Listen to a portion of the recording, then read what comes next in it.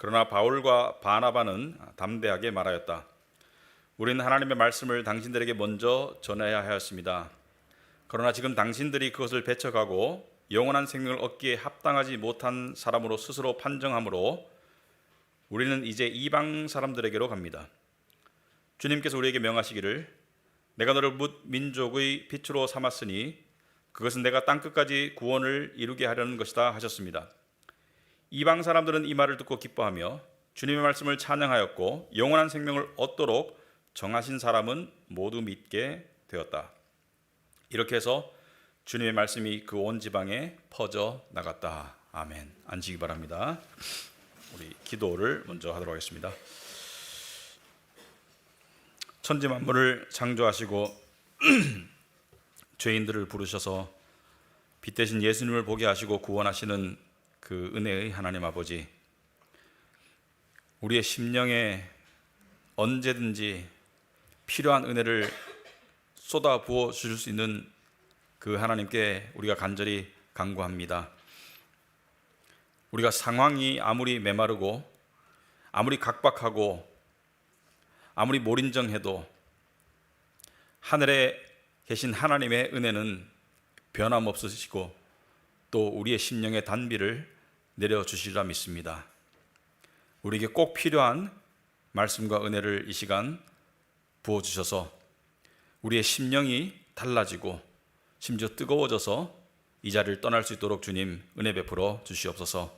성령께서 함께하여 주시옵소서. 예수님 이름으로 기도합나이다. 아멘. 네, 우리 원래 히브리서 설교 시리즈를 하고 있는데 오늘 사도행전을 하는 이유를 잠깐 말씀을 드리면 우리 교회가 행사를 거의 안 하는 교회입니다. 그러니까 뭐 행사라는 것은 무슨 헌신 예배, 무슨 초청주일 이런 걸 거의 안 하는 교회인데 올해 처음으로 교회 생기고 처음으로 초청주일이라는 것을 한번 해보려고 합니다. 그래서 광고를 미리 드렸습니다. 5월 7일 날 우리가 초청주일을 할 것이다. 그래서 거기에 입각해서 3월과 4월 한 번씩, 초에 한 번씩 우리 전도에 관해서 우리가 좀 설교를 해보려고 합니다. 지금 우리 문화가 또 현재 우리 한국교회 또 문화가 전도에 대해서 굉장히 소극적으로 지금 변해 있는 그런 상태인데 우리가 전도에 대해서 한번 성경적으로 한번 깨달아 보기 위해서 이 말씀을 전하려고 하는데, 여러분들이 전도하면 아마도 떠오르는 얼굴들이 있으실 분들이 많을 거예요. 가족들 또 친구들, 특별히 가족 중에 안 믿는 사람들 항상 마음에 좀 짐으로 마음에 어떤 이 전도해야 되는데 하는 그런 마음이 있으실 텐데, 오늘 말씀을 통해서 저와 여러분이 또 우리 교회가 좀 한 마음으로 전도의 마음으로 좀 나갔으면 좋겠다, 그런 맥락에서 오늘 말씀을 준비했는데요.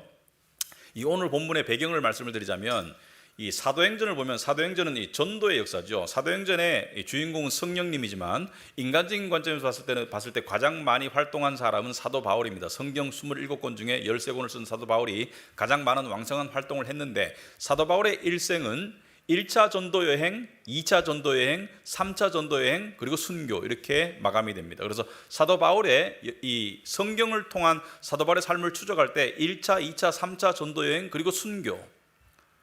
근데 사도 바울이 이 예수님을 통해서 회심하고 난 다음에 이 사도 바울이 이 전도 여행을 가기 전에 머물렀던 교회가 안디옥 교회입니다. 안디옥 교회에서 비로소 예수님을 믿는 사람들이 그리스도인이라고 칭함을 받았는데, 안디옥 교회에서 거기에 있던 지도자들이 성령께서 주시는 음성에 따라서 기도 가운데 바나바와 바울을 따로 세워서 그들에게 안수하고 그들을 파송합니다. 그들에게 복음 전파의 사명을 맡겨서 그들에게 안수라는 것은 직분을 준다는 말이죠. 그들을 파송했다. 그래서 교회사에 나오는 가장 최초의 선교사 파송이 바로 바나바와 사울이죠. 그죠? 바나바와 사울이 두 사람이 선교사로 파송을 받았어요. 그래서 사도들이 금식하고 기도하고 안수하고 그리고 그들에게 파송하면서 아마도 오늘날 말하면 기도로 후원하고 또 물질로 후원하고 또 선교 보고를 받고 그렇게 했겠죠. 그렇게 파송을 받아가지고 사도 바울이 여러 지역을 이제 가기 시작하다가 이 비시디아라는 지역의 안디옥이라는 곳에 도달합니다. 그러니까 안디옥 교회에서 파송을 받았는데 여기에 안디옥은 같은 지명 다른 곳이에요, 그죠?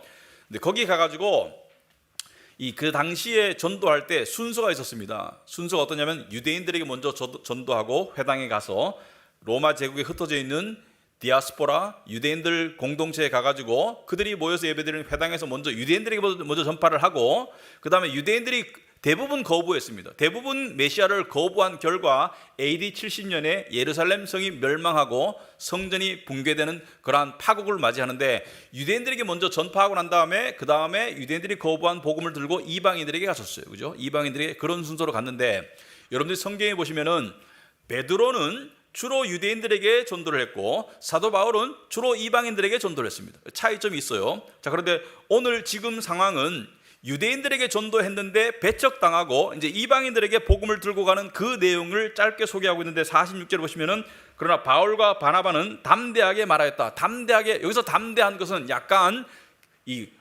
화도 나는 거예요.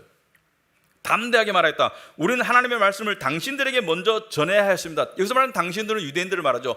동포인 구약의 택한 백성인 당신들에게 먼저 전해야 하였습니다. 왜? 하나님의 뜻이니까 먼저 기회를 줬지만, 그러나 지금 당신들이 그것을 배척하고 그것을 거부하고 영원한 생명을 얻기에 합당하지 못한 사람으로 스스로 판정함으로 우리는 이제 이방 사람들에게로 갑니다. 무슨 말입니까? 유대인들이여, 당신들이 이 진리의 말씀 예수님의 복음을 거부하고 멸망의 길을 스스로 선택했기 때문에, 생명을 얻기에 합당하지 못한 사람으로 스스로 증명하였기 때문에 우리는 이제 이방인에게로 갑니다 라고 말을 하니까, 47절에 주님께서 우리에게 명하시기를 내가 너를 뭇 민족의 빛으로 삼았으니 그것은 내가 땅끝까지 구원을 이루게 하려는 것이다 하셨습니다. 여러분, 성경은 한 분 하나님이 40여 명의 저자를 통해서 쓴 것이기 때문에 일관성이 있죠. 원래 복음은, 원래 구원은, 원래 예수님을 통한 구원은 이스라엘 백성에게 국한된 게 하나님의 뜻이 아니었습니다. 구약에 비록 이스라엘 사람들이 하나님의 택함을 받고 하나님의 백성이 되었지만, 아브라함에게 가장 최초로 언약의 말씀을 하실 때 네 자손을 통해서 모든 민족과 열방이 복을 받을 것이다. 그래서 복이라는 것은 구원을 말해요. 그리고 예수님께서 부활하시고 승천하시기 전에 사도행전 1장 8절을 보시면 제자들을 불러 모아놓고 승천하시기 전에 마지막 하신 말씀이 뭐죠? 성령이 임할 것이다.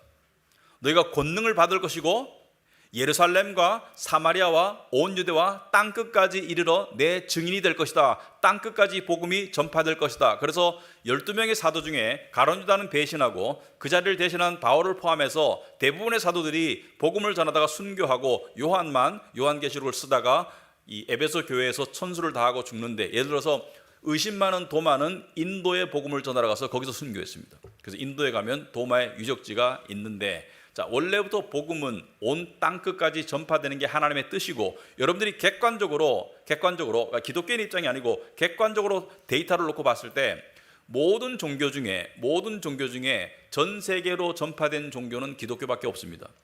불교도 지역이 국한되고 힌두교도 국한되고 이슬람도 국한되고 대부분의 종교는 국한된 지역에서 국한된 사람들끼리만 통용되는 종교지만, 기독교만큼은 전 세계로 5대양 6대주로 다 전파되었어요. 왜? 하나님의 뜻이기 때문에, 그리고 기독교가 참 진리이기 때문에. 어쨌든 간에 이렇게 문민족의 빛으로 삼았으니 48절에 이방 사람들은 이 말을 듣고 기뻐하며, 여기서 말하는 이방 사람들은 이 안디옥 교회에 있던 로마 시민권자를 포함한 유대인이 아닌 이방 사람들이 이 말을 듣고 기뻐하며 주님의 말씀을 찬양하였다는 것은 이들은 복음의 믿음으로 반응을 했고요. 그리고 다음 말씀이 중요하죠. 영원한 생명을 얻도록 정하신 사람은 모두 믿게 되었다. 여기서 말하는 모두는 하나의 예외 없이 정하신 사람은 누가 정했어요? 하나님께서 정한 자들은 모두 믿게 되었다. 이렇게 해서 주님의 말씀이 온 지방에 퍼져 나갔다. 그래서 우리가 믿는 성경의 진리는 구원의 절대 요건은 하나님의 예정과 택하심이다. 그래서 이번 주에 공교롭게도 조직신학 이번 주 공부 시간에 켈빈주의와 알미니안주의를 공부했습니다. 켈빈주의와 알미니안주의는 다른 신학이에요. 같은 성경 말씀을 놓고 다른 해석을 하는 신학인데, 켈빈이 중요한 게 아니고 알미니우스가 중요한 게 아니고, 켈빈은 그 켈빈이란 이름이 중요한 게 아니고 성경을 성경적으로 정리한 아주 뛰어난 신학자였는데, 켈빈주의와 알미니안주의의 차이점이 여러 개 있지만 그것을 알고 싶으시면 유튜브에 보시면 그 강의 내용이 녹화가 되어 있습니다. 그런데 이 본문과 비춰봤을 때 가장 커다란 차이점은, 켈빈주의는 택하심이 구원의 가장 결정적인 요소이다. 알미니안주의자들은 인간의 자유의지한 선택이 구원의 가장 커다란 요소이다. 이게 완전히 달라요. 그러니까 켈빈주의는 하나님이 절대적인 구원의 요소이고 하나님이 절대적이시고, 알미니안주의는 하나님께서 구원의 은혜를 베푸시지만 인간의 의지와 자유의지의 선택이 구원을 결정한다. 완전히 달라요. 그런데 우리는 성경의 진리가 하나님의 택하심이 절대 요건이라고 믿는데, 하나님의 택하심을 믿는 사람들 중에 역사 속에서 보면 택함 받은 사람들 중에 어떤 사람들은, 이 택함의 교리를 믿는 사람 중에 어떤 사람들은 선교, 전도에 대한 열정적인 모습을 보이는데, 어떤 사람들은 택함을 이해하고 난 다음에, 깨닫고 난 다음에 아마도 성경적인 깨달음이 아닐 것 같아요. 영어로 이런 표현이 있습니다. 영어로 choose라는 게 선택하다죠. chosen 하면은 수동태, 그죠? PP, 수동태, 선택받고, and frozen, 얼음처럼 굳어버렸다. chosen and frozen, 무슨 뜻입니까? 택함 받았기 때문에, 하나님이 택하셔야 구원을 받기 때문에 내가 뭐 할 게 있나? 그러니까 전도 안 하는 거예요. 안전하는 거야. 왜? 하나님이 다 알아서 하시는데 내가 뭐 할 게 있나? 이렇게 되는 거죠. chosen and frozen.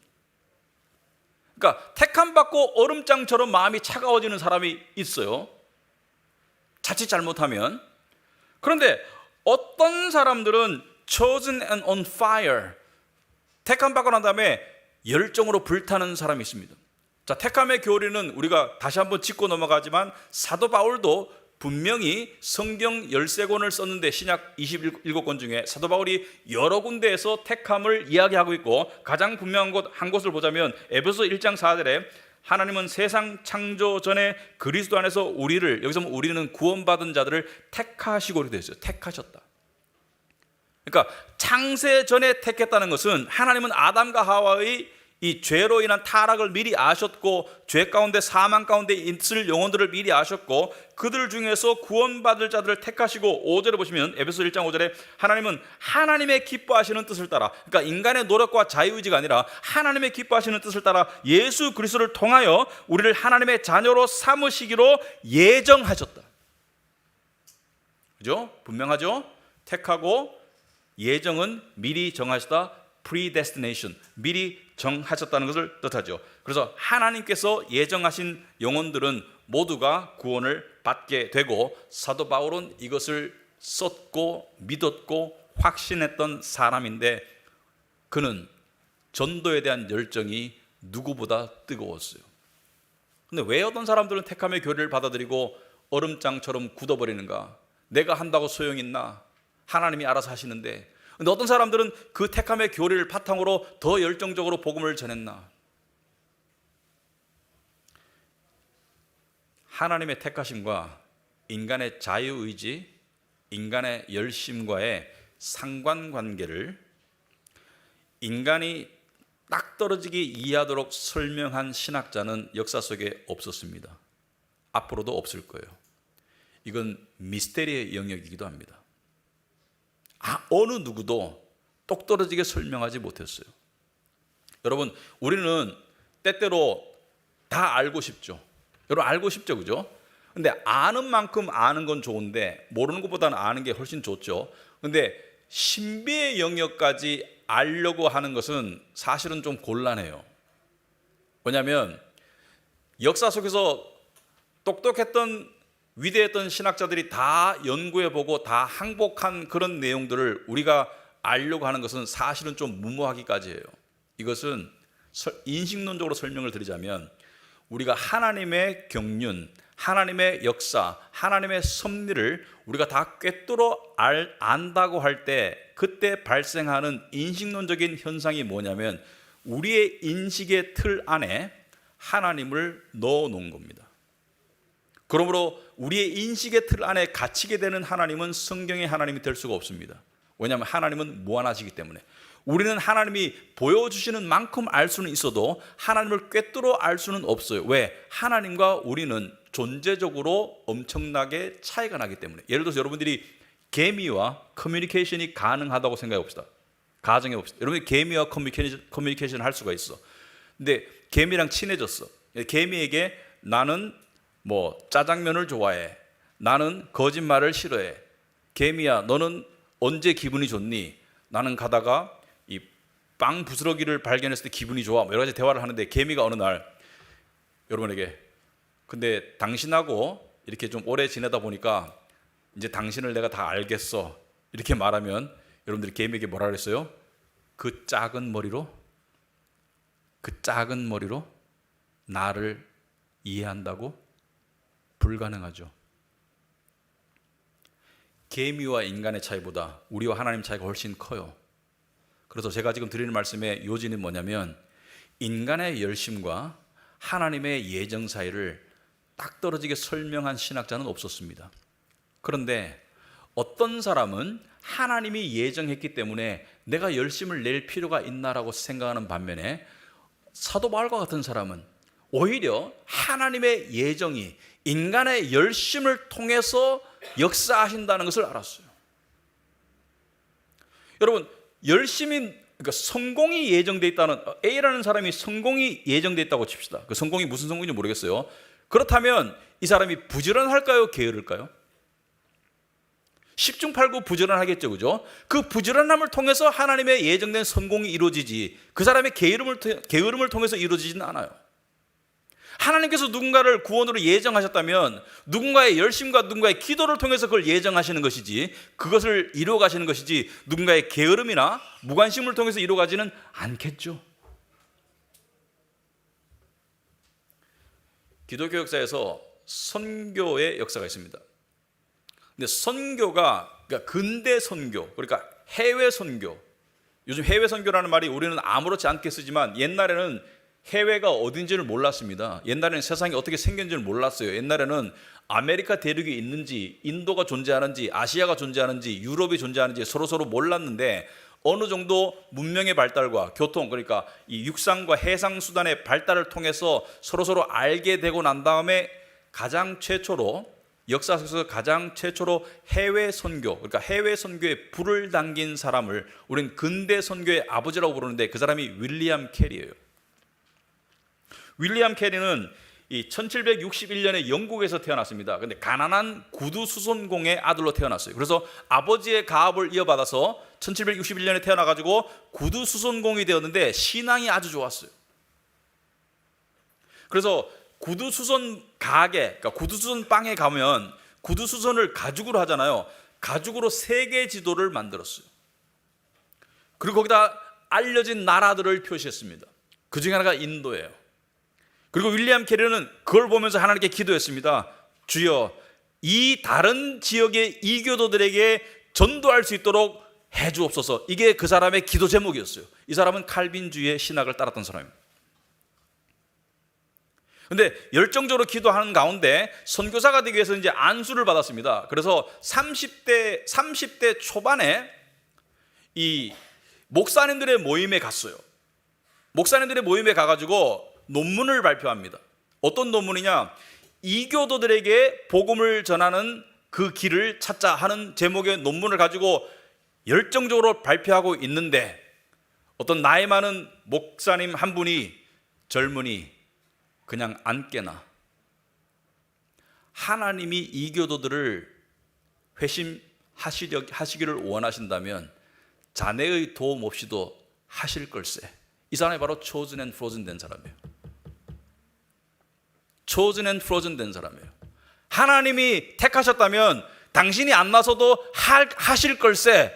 근데 윌리엄 캐리는 하나님이 택하셨다면 나의 열심을 통해서 하시겠지 라고 해서 선교 단체를 설립하고요. 본인이 가기 위해서, 인도로 가기 위해서. 그리고 그때 했던 유명한 말이 뭡니까? 하나님으로부터 위대한 일을 바라라. Expect great things from God. 그리고 attempt great things for God. 하나님을 위해서 위대한 일을 시도하라. 여러분, 인간이 할 수 있는 가장 위대한 일은 뭡니까? 가장 위대한 일 중에 하나는 뭡니까? 바로 복음을 전하는 거예요. 복음을 전하는 거예요. 그래서 윌리엄 캐리는 하나님을 위해서 위대한 일을 기대하라. 왜? 하나님의 섭리 가운데 내가 들어가면 위대한 일을 할 수 있다. 그래서 이 윌리엄 캐리는 이 하나님의 이 섭리에 따라서 그 속에 자기의 열정을 갈아 넣어서 많은 경우 하나님의 예정은 인간의 열정을 통해서 역사하십니다. 여러분, 성경을 보다 보면요, 알미니안주의자들이 맞는 것 같은 그런 본문이 보여요. 인간의 열심히 하나님의 예정을 바꾸는 것처럼 보여요. 제가 그것을 좀 여러분들에게 좀 설명을 해주고 싶습니다. 그냥 편하게 들으시면 돼요. 구약의 한 군데를 보면 여러분 주보에 나와 있죠. 이사야서 38장에 히스기야 왕이라고 있습니다. 히스기야 왕은 남쪽 유다의 13대 왕이에요. 13대 왕인데 히스기야 왕은 비교적 선하고 비교적 의로운 왕 중에 하나로 이름이 잘 알려져 있어요. 히스기야 왕이라고 좀 많이 들어보셨죠, 그죠? 히스기야 왕. 근데 25살의 왕이 됩니다. 25살의 왕이 되는데 이 사람이 이 39이 돼가지고 이제 죽을 병에 걸려요. 그러니까 14년 통치하다가 죽을 병에 걸려요. 그래서 하나님께서 이사야를 통해서 말씀하시죠. 이제 주변 정리를 해라. 주변 정리를 해라. 근데 히스기야가 죽기 싫은 거야. 그래서 간청하죠. 조금만 더 살게 해달라고. 죽을 병에 걸렸는데 조금만 더 살게 해달라고. 그 내용을 보시면 이사야서 38장 제가 한번 읽어볼게요. 1절에 그 무렵에 히스기야가 병이 들어서 거의 죽게 되었는데 아모스의 아들 예언자 이사야가 그에게 와서 말하였다. 주님께서 이렇게 말씀하십니다. 주님의 말을 대언하는 것이죠, 선지자가. 주님께서 이렇게 말씀하십니다. 네가 죽게 되었으니까 너의 집안 모든 일을 정리하여라. 네가 다시 회복하지 못할 것이다. 그러니까 주변 정리를 해라. 후계자도 세우고 그 다음에 뭐 마지막으로 정리해야 될 때를 정리하고 그렇게 시간을 주시는 것이죠. 미리 알려주는 것인데, 근데 히스기야가 이 말을 듣고서 히스기야는 그의 얼굴을 벽 쪽으로 돌리고, 벽 쪽으로 돌린다는 것은 사람을 안 보겠다는 거예요. 사람에겐 소망이 없다는 거예요. 의사고 나발이고 다 소용이 없는 거예요. 이때는 이제 벽 쪽을 바라보고 주님께 기도하여 이렇게 하려었다. 주님께 빕니다.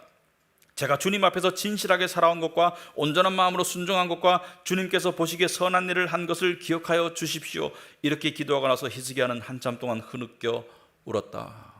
간절한 기도를 한 다음에 그때 주님께서 이사야에게 말씀하셨다. 너는 되돌아가서 히스기야에게 일러라.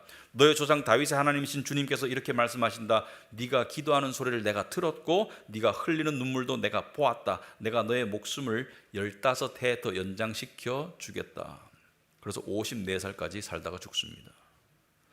이것을 보고 알미니안주의자들은 봐라, 하나님께서 죽이려고 예정했는데 인간의 열정으로 맞서니까 하나님의 예정이 바뀌지 않느냐. 그게 아니고요. 좀 더 깊이 보셔야 됩니다. 예를 들어서 내가 복음 듣고 교회 가고 영접하고 내가 믿었지 않느냐. 그거는 껍데기만 아는 거예요.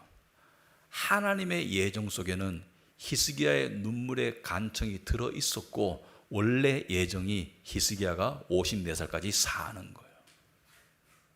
이 비슷한 얘기가 복음서에도 많이 나오죠. 여러분 복음서에 보면 가나안 여인이 예수님께 와서 자기 귀신 들린 딸을 고쳐달라고 그래요. 그죠? 마태복음 15장에 보면 그런 얘기가 나와요. 그런데 가나안 여인이라는 것은 이스라엘 여인도 아니고 이스라엘과 다른 이민족 간의 혼혈적인 사마리아 여인도 아니고 가나안 이방 여인이고 이스라엘 백성들이 천대하던 그런 민족의 여인인데 예수님께서 두로와 시돈, 그러니까 지중해 쪽에 그 가나안 사람들이 사는 쪽에 가셨을 때 하필 거기를 일부러 가셨어요. 이방인들 사는 지역에 갔는데 이 여자가 길에서 계속 소리치는 거예요. 주님, 제 딸을 고쳐주옵소서. 왜냐하면 예수님의 소문을 들었기 때문에 다윗의 아들 주님, 제 딸을, 귀신 들린 딸을 고쳐주옵소서 하도 떠드는데 주님께서 거절하세요. 침묵으로. 여러분 거절하는 방법도 여러 가지가 있죠. 노도 거절이고 침묵도 거절이죠. 그죠? 침묵의 거절. 침묵의 거절하니까 제자들이 와가지고 제발 좀 고쳐주시죠 이렇게 말하죠. 고쳐주시죠. 고쳐가지고 좀 보내주시죠. 제자들이 여자가 불쌍해서 그런 게 아니고 하도 시끄럽고 짜증나니까 그냥 고쳐서 돌려 보내주시죠 이렇게 말을 하니까 예수님께서 뭐라 했습니까? 나는 이스라엘에 잃어버린 양들에게 보냄을 받았다 이렇게 말해요. 이스라엘에게 잃어버린 양들에게 보냄을 받았다. 두 번째 거절이죠. 처음에 침묵의 거절이고 두 번째는 나는 이스라엘 사람들에게 보냄을 받았다 이렇게 말씀하시면서 그 여자의 믿음을 테스트하는데 여자가 뭐라 그래요? 맞습니다. 맞습니다.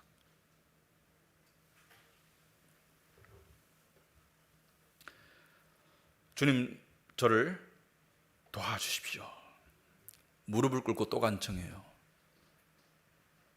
두 번 거절당했는데 또 간청해요. 그 예수님께서 세 번째 거절하시죠. 세 번은 완전수를 의미하죠. 자녀들에게 줄 빵을 개들에게 주는 것은 옳지가 않다. 무슨 말입니까? 자녀들은 이스라엘 사람이고 개들은 이방인인데 나는 자녀들에게 은혜를 베풀어 왔는데 이방인은 너에게 그 은혜를 주는 것은 옳지 않다. 그 여자가 뭐라 그래요? 옳습니다. 그런데 개들도 주인의 상에서 떨어지는 부스러기를 먹습니다. 예수님 뭐라 그래요?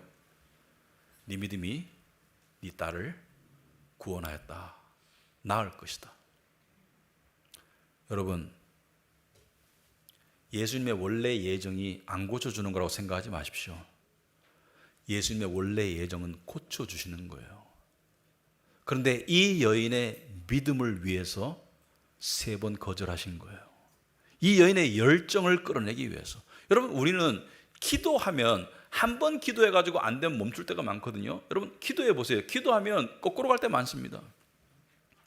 그런데 하나님이 원하시는 것은 꾸준하게 두드리라는 것이죠. 꾸준하게 두드리는 것을 원하죠. 특별히 전도에 관해서 한 번 전해봤는데 안 돼. 가족인데 어렵게 이야기했는데 매몰차게 거절당해서 거기서 멈추면 안 돼요. 제가 들은 간증 중에 가장 아름다운 간증은 이것이었습니다. 어떤 어머니가 아들을 위해서, 개망난이 아들을 위해서, 구원을 위해서 기도하고 나이가 들어서도 기도하고 중년 때부터 기도했는데 수십 년을 기도하고 근데 죽음이 닥쳤어요. 사람들이 위로하러 왔습니다. 그렇게 열심히 기도했는데 참 마음이 아프시겠습니다. 어머니가 아직 안 끝났습니다. 저는 가지만 하나님의 응답은 아직 안 끝났습니다. 그런데 그 아들이 어머니 죽고 예수님 믿게 된 거예요. 그래서 그 간증을 한 거예요. 그 간증을. 예레미야 29장 12절에 너희가 나를 부르고 나에게 와서 기도하면 내가 너희의 호소를 들어주겠다. 너희가 나를 찾으면 나를 만날 것이다. 너희가 온전한 마음으로 나를 찾기만 하면 내가 너희를 만나 주겠다. 여러분, 간절한 마음이라는 게 기도의 연료입니다. 여러분이 아마도 가장 떠오르는 사람 중에 아마도 가족일 경우가 거의 많을 거예요. 지금 이 설교를 들으면서 가족일 경우가 많을 거예요. 만약에 제가 이 상상을 해봤습니다. 여러분이 사랑하는 누군가 가족과 함께 절벽에 섰어요. 떨어지면 죽는 절벽에 낭떠러지에 섰어요. 그런데 상대방은 묶여 있어. 아무런 어떤 행동을 할 수가 없이 묶여 있고 여러분이 선택해야 돼. 여러분이 뛰어내리든지 아니면 상대방을 밀어뜨리든지, 상대방을 밀어서 떨어뜨리든지 여러분이 뛰어내리든지 둘 중에 하나를 해야 돼. 여러분 어떤 선택을 할 것 같아요? 그 대상이 누군가에 따라 다르겠지만 여러분이 뛰어내리든지 여러분이 사랑하는 누군가를 밀어서 떨어뜨려야 돼. 그때 여러분이 사랑하는 이 자식이 또는 이 가족이 아직 예수님을 모르기 때문에 여러분이 뛰어내리기로 결심했다고 칩시다. 근데 마지막으로 말할 기회가 주어진다면 뭐라고 말하고 뛰어내리겠어요, 여러분? 뭐라고 말하고 뛰어내리겠어요? 통장에 있는 돈 찾아가라고 말하겠어요? 한마디만 할 수 있다면 뭐라고 말하고 뛰어내리겠어요? 중세 많은 여인들이 자식을 낳다가 죽습니다. 그때는 애가 거꾸로 쓰거나 하여튼 어떤 이유에서인지 많이 죽었어요. 근데 의사의 판단에 둘 중에 하나를 살릴 수 있는 그런 순간이 올 때가 있었어요. 아기를 죽여서 엄마를 살리든지 엄마를 죽여서 아기를 살리든지. 근데 그때 그 많은 엄마들이 자기가 죽고 아기를 살리는 선택을 했는데 그것이 모성애만 작동한 게 아니었어요. 그때 엄마들이 이렇게 말하고 죽었습니다. 저는 예수를 믿습니다. 우리 아이는 아직 예수님을 몰라요. 이 아이가 예수님 믿도록 해주세요. 저는 죽을 준비가 되어 있습니다. 여러분이 그런 마음으로 전도를 생각해 보시기 바랍니다. 하나님은 그냥 하늘에서 뚝 떨어져서 역사하시는 경우는 역사 속에서 몇 번 없었어요. 대부분 사람을 통해서 구원하십니다. 로마서 10장 13절에 주님의 이름을 부르는 사람은 누구든지 구원을 얻을 것입니다. 주님의 이름을 부르는 사람은 누구든지 구원을 얻을 것입니다. 그런데 사람들은 자기들이 믿은 적이 없는 분을 어떻게 부를 수 있겠습니까? 믿지를 않는데 어떻게 불러요? 또 들은 적이 없는 분을 어떻게 믿을 수 있겠습니까? 듣지를 않는데 어떻게 믿어요? 선포하는 사람이 없으면 어떻게 들을 수 있겠습니까? 5월 7일 날 우리가 하고자 하는 것은 이것입니다. 여러분이 전도하고자 하는 그 대상자를 어떤 식으로든지 여기에 데려오시면 제가 복음을 들려주겠습니다. 두 가지를 기도하시기 바랍니다. 첫째는 권유할 수 있는 기회를 달라고 기도하시기 바랍니다. 권유할 수 있는 기회를 달라. 권유할 수 있는 기회를 달라. 여러분, 전도와 성화는 같이 가는 거예요. 전도를 신경 쓰는 사람이 성화를 하게 되어 있습니다. 왜? 성화를 통해서 전도가 효과적으로 되기 위해서 성화가 함께 가는 두 바퀴인 거예요. 근데 전도를 안 신경 쓰는 사람은 성화도 잘 안 돼요. 왜? 내 마음대로 살아도 상관이 없거든요. 안 믿는 사람을 전도하기 위해서 그리스도의 희생과 사랑으로 그렇게 다가가고자 하는 게 성화이거든요. 두 번째 기도 제목은 하나님께서 그 대상자의 마음을 움직여달라고. 여러분, 지레 판단하지 마시기 바랍니다. 우리 부모님은 안 될 거야. 우리 자식은 안 될 거야. 내 배우자는 안 될 거야. 하나님이 하시면 되더라고요. 제가 예수님 믿고 한참 뜨거울 때, 그때 저희 어머님은 교회를 수십 년 다니셨는데 아버지는 안 다니시던 분이었거든요. 근데 제가 어느 날 저녁에 아버지를 위해서, 제가 눈물이 없는 사람이에요, 사실. 그리고 아버님이 좀 그 당시에는 엄했기 때문에 저하고 애정 관계가 그렇게 돈독한 관계도 아니었는데 아버지의 구원을 위해서 제가 눈물로 기도했었습니다. 그런데 그때 제 마음속에 하나님께서 확신을 주시는 듯 했어요. 내가 너의 아버지를 구원하마. 제가 미국에 신학하러 갈 때까지만 하더라도 저희 아버님이 저를 막 뭐라고 했어요. 신학하러 간다고. 그런데요, 미국 가서 공부하고 있는데 어머니께서 소식을 알려줬어요. 너희 아버지 교회 나가기 시작했다. 그래서 왜 나가시냐고 내가 물어봤습니다. 아들이 신학교 다니니까 내가 교회 가야지 안 되겠니? 이렇게 해서 나가셨대요. 아니, 상상도 못할 방법으로 나가시고 지금은 매일 성경 보시고, 제가 작년인가 ESV 스터디 바이블 사다 보내드렸잖아요. 질문이 하도 많으셔서. 지금은 저희 아버지랑 저랑 많이 가까워졌습니다. 여러분, 우리는요, 준비라는 걸 하며 살죠. 준비. 그죠? 뭐 직장 준비, 결혼 준비, 근데 뭐 아이들 교육 준비. 근데 대부분의 사람들이 공통적으로, 싱글이든 결혼했던 간에 공통적으로 생각하는 준비가 노후 준비더라고요. 노후 준비. 특히 대한민국에서. 대한민국은 노인 빈곤율이 높기 때문에 노후를 걱정하는 사람이 참 많은데요. 노후 준비는 그렇게 열심히 하면서 영원히 준비가 안 되어 있는 경우를 참 어떻게 설명해야 될까요?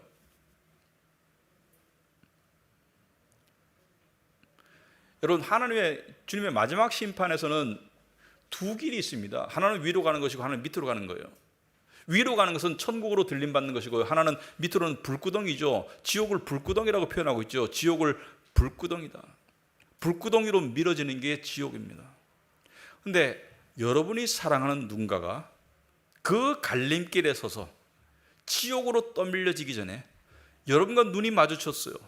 그럼 저는 둘 중에 하나의 대화밖에 안 된다고 생각해요. 그 무언의 눈빛으로 하는 대화 중에, 마치 베드로가 예수님을 3번 부인하고 예수님의 눈빛을 봤을 때 그 무언의 대화가 있었겠죠. 무언의 대화 중에 두 케이스밖에 생각할 수가 없어요. 하나는 이것입니다. 하나는 여러분이 제가 그토록 이야기했었잖아요. 제가 그토록 예수님 믿어야 된다고 했었잖아요. 왜 안 믿으셨나요? 두 번째 시나리오는요, 너는 이렇게 중요한 줄 알면서, 너는 예수 믿으면서 나한테 왜 진정으로 간곡하게 여기에 대해서 말해준 적이 없었니? 여러분의 주변 사람들을 놓고 이 시나리오를 한번 생각해 보시기 바랍니다. 최소한 첫 번째 시나리오가 돼야 됩니다. 그리고 가족 중에 교회는 다니지만, 또는 가난한 성도지만 그냥 봐서는 예수님을 모를 것 같은 그런 분들도 사실 전도의 대상이에요. 그래서 여러분들이 그런 대상이 있다면 여러분 삶 가운데 기도하시기 바랍니다. 그리고 5월 7일 날 이 자리에 올 수 있도록 한번 노력해 보시기 바랍니다. 하나님께 기도하시면서 노력해 볼 수 있기 바랍니다. 뭘 말하려고 그러냐? 뭘 말하느냐? 말하려는 건 한 개밖에 없습니다. 인간이 처한 현실과 거기서 벗어날 수 있는 구원의 길을 말하려고 하는 거예요. 이 세상에서 가장 불행한 시나리오는 뭡니까? 불행한 일들이 매일매일 일어나고 있죠. 이 세상에서 가장 불행한 시나리오는 뭐예요? 예수님 모르고 죽는 거예요. 이 세상에서 가장 불행한 시나리오는 파산도 아니고 이혼도 아니고 성폭행도 아니고, 이 세상에서 가장 일어날 수 있는 가장 불행한 시나리오는 예수님 모르고 죽는 거예요. 여러분들 오늘 케어그룹 시간에 혹시 여러분들에게 전도 대상자가 있다면 나누시고 명단을 주시면 금요 기도회에서 여러분들에서 기도하겠습니다. 우리 함께 기도해 보시고, 인간이 할 수 있는, 하나님께서 원하시는 건 뭐예요? 전하라는 거예요. 물을 주라는 거예요. 자라게 하시는 것은 하나님이 하시는 거예요. 저는 이렇게 얘기하고 싶습니다. 마치 우리에게 달린 것처럼 전도하시라. 그리고 그 열매가 어떤 식으로 나타나든 하나님의 뜻인 줄 알고 받아들이시라. 하지만 첫 번째 과정 없이 두 번째 과정을 기대하지 마시라. 그래서 우리가 요즘 전도가 안 된다, 이단들이 전도한다, 다 소용없는 얘기고요. 지금도 하나님은 택한 자들을 하나님의 백성들을 통해서 부르고 있습니다. 거기에 우리가 쓰임 받기를 바랍니다. 아시겠죠? 네, 기도하겠습니다. 하나님 아버지, 참으로 감사하고 감사합니다. 저희들에게 구원의 은혜를 베푸신 은혜에 감사합니다. 하나님 아버지, 저희들이 우리만 이것을 가질 것이 아니라 우리가 사랑하는 자들에게 이것을 나눠주고 전할 수 있도록 주님 도와주시옵소서. 예수님 이름으로 기도합나이다. 아멘.